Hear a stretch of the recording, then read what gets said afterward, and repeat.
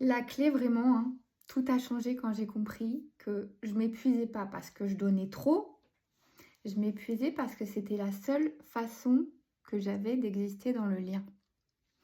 J'avais confondu empathie et absorption, bienveillance et sauvetage. Et donc, je me mettais dans une posture intérieure à chaque fois que j'entrais en relation de je suis là pour t'aider, pour te soutenir, pour t'écouter, gna gna gna gna gna.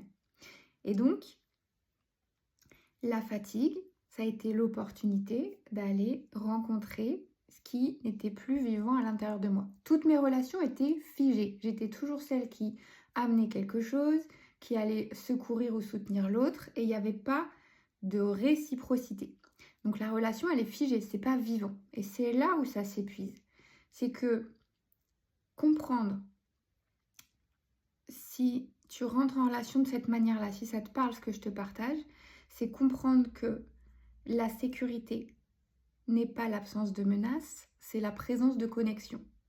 Et si jusqu'à aujourd'hui, tu es toujours rentré en connexion depuis cette posture intérieure de celle qui soutient, qui supporte, qui absorbe, c'est ta seule façon de connecter avec des gens.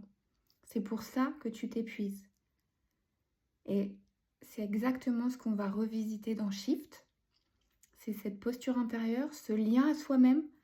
On vient le nourrir pour que tu puisses nourrir et rendre vivants les liens avec les autres.